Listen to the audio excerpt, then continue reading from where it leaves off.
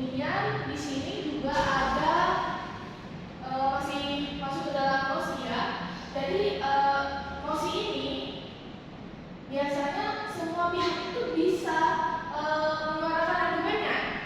Kemudian tidak hanya menyuarakan saja, tetapi orang-orang yang menyuarakan argumennya itu harus disertai dengan pendukungnya dan juga pendapat mengenai mosi atau topik yang sedang dibahas. Nah, biasanya juga di saat membuka debat itu moderator atau pembawa acaranya itu bisa menyampaikan mosi yang akan didebatkan. Jadi moderator ini akan membuka acara tersebut, kemudian memberikan mosi-mosi apa yang akan dibicarakan pada saat nanti berdebat. Nah, untuk mosi di dalam debat ini apakah ada yang ditanyakan? Baik, itu lanjut ya. Di sini ada bagian menyusun pendapat yang disertai dengan argumen melalui pendukung maupun penolakan mosi tadi. Nah, ini masih berkesinambungan dengan mosi tadi. Nah, hal yang harus disusun atau yang harus dimiliki seseorang untuk melakukan perdebatan yaitu yang pertama itu yang penting dan yang paling terpenting ya, yaitu para calon pendebat ini harus memahami bagaimana isu atau permasalahan yang baik dengan membaca berita, kemudian menyimak berita dari radio atau televisi, bahkan menggali informasi itu secara mendalam dari narasumber yang memang memahami isu atau permasalahan tersebut. Jadi di dalam menentukan argumen atau memberikan pendapat ini, kalian tidak hanya langsung misalkan ada langsung menjawab ataupun saya mau berargumen seperti ini, tapi tidak menyertakan bukti-bukti atau sumber yang konkret seperti itu. Kemudian di dalam ini merupakan salah satu contoh yang biasanya mungkin akan dibacakan oleh moderator saat berdebat. Nah, di sini tuh ada dua jenis mosi ya, ada dua mosi. Yang pertama itu ada tayangan sinetron berpengaruh buruk terhadap anak-anak yang menontonnya. Kemudian yang kedua ada penyebab utama banjir adalah berkurangnya lahan-lahan hijau. Nah, ini merupakan topik yang akan dibahas di dalam perdebatan. Nah, mungkin tadi dari teman-teman yang lain sudah memahami ya bagaimana cara kita itu mengenal mosi, apa itu mosi dan apa itu debat. Kemudian dalam menyusun sebuah pendapat atau argumen yang disertai alat pendukung maupun penolakan mosi itu juga sudah dipahami atau yang ditanyakan kembali mengenai cara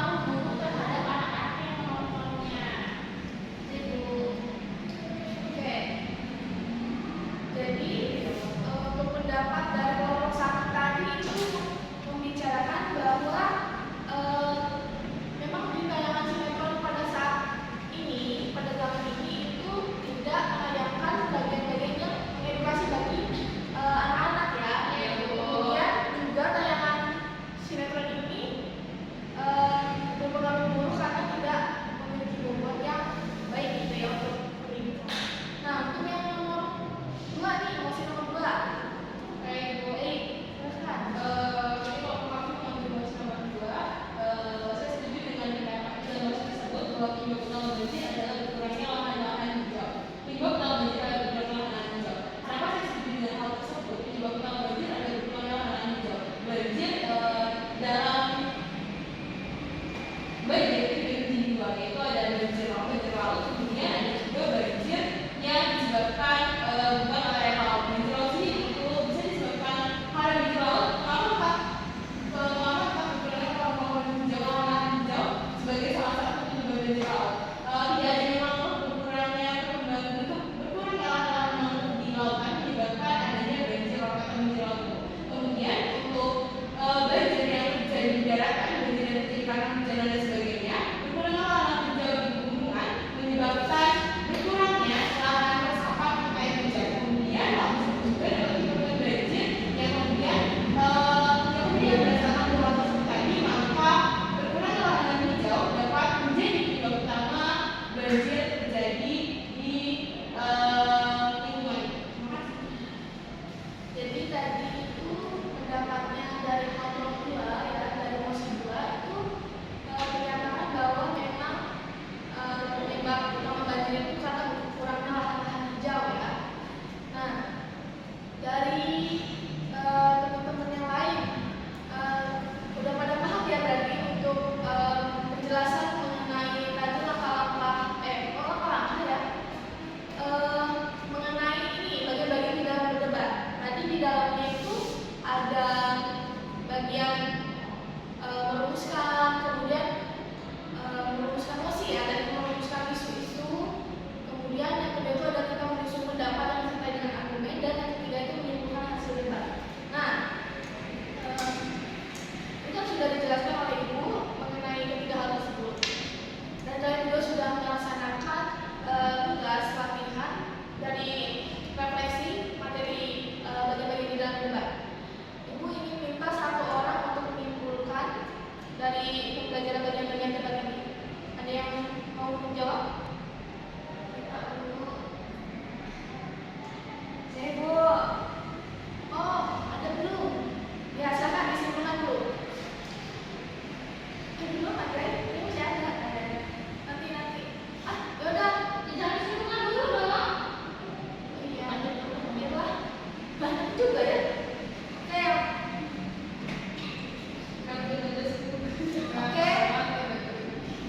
Oke, jadi itu tadi sudah menyimpulkan. Belum.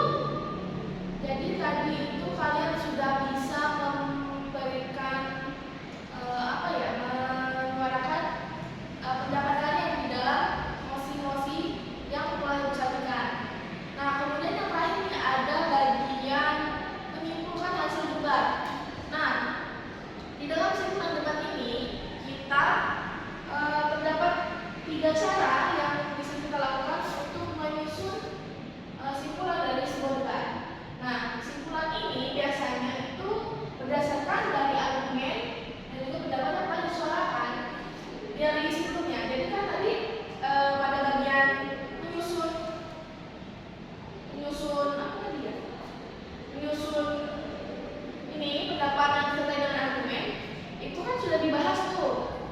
Nah, kemudian kita akan membuat simpulan. Nah, simpulan itu kita ambil dari hasil susunan argumen tadi. Kemudian di dalam penyimpulan ini terdapat 3 cara yang bisa dilakukan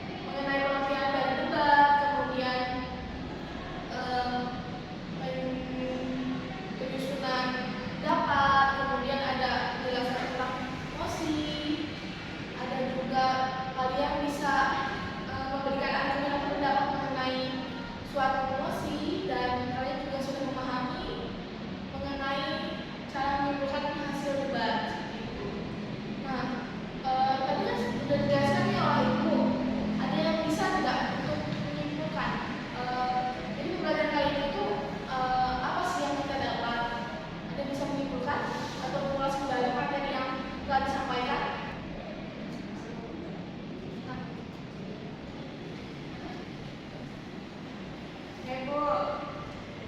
Baik, Hana, silakan. Baik, Bu, saya akan menyimpulkan apa yang kita pada hari ini, yaitu debat, Bu. Debat itu adalah pendapat mempertahankan pendapat dengan disukai argumen Bu. Lalu yang selanjutnya, yang selanjutnya itu ada mosi dalam debat Bu. Mosi dalam debat itu sama dengan topik dalam sebuah teks. Lalu mosi menjadi dasar dari pihak-pihak yang berdebat untuk menentukan sikap apakah mendukung pemilu atau menolak pemilu. Lalu yang selanjutnya itu masih sama mosi dalam debat, yaitu semua pihak dapat menyampaikan argumen untuk mendukung pendapatnya tentang mosi. Lalu pada saat debat, mereka dapat bisa menyampaikan mosi yang didebatkan. Kemudian untuk menyusun pendapat disertai argumen yang baik untuk mendukung maupun menolak mosi itu, yang pertama harus dimiliki oleh seseorang adalah memahami isu atau permasalahan yang baik dan penyimak berita dari radio dan televisi, atau juga menggali informasi dari narasumber yang memahami isu atau permasalahan itu. Kemudian selanjutnya yaitu menyimpulkan hasil debat. Kesimpulan dalam debat dirumuskan berdasarkan pendapat dan argumen yang telah disampaikan sebelumnya. Jadi kesimpulan disebut sebagai hasil dari pembicaraan. Dan kesimpulan itu yang dibagi menjadi tiga cara untuk menarik kesimpulan. Yang pertama yaitu generalisasi, yang kedua analogi, dan yang ketiga adalah sepakat debat. Terima kasih ya, Hana, telah mengulas kembali mengenai materi yang telah kita pelajari pada siang hari ini. Nah, berhubung waktunya sudah hampir masuk di jam kedua, mungkin akan diakhiri ya untuk pelajaran hari ini. Sebelum akhir pembelajaran, Ibu minta tadi kelas memimpin doanya. Silakan. Baik, Ibu, teman-teman semua untuk pembelajaran kita hari ini kita berdoa bersama-sama. Berdoa selesai. Baik, terima kasih kepada anak-anak telah memahami bagaimana bagian-bagian dari berdebat ya. Mungkin untuk minggu depan itu kita masih lanjutkan mengenai bagian-bagian debat, tetapi kita memasuki pada bagian praktiknya. Jadi kita nanti akan mempraktikkan bagaimana cara debat itu yang sangat yang baik ya. Jadi tadi akan ada dua kelompok, ada mungkin kelompok kontra dan pro. Nah, mungkin itu saja yang tugas minggu depan. Jadi mungkin kalian bisa mempersiapkan diri sebelum melakukan debat tersebut. Mungkin itu saja yang dapat aku sampaikan. Ibu akhiri, wassalamualaikum warahmatullahi wabarakatuh. Waalaikumsalam warahmatullahi wabarakatuh. Terima kasih.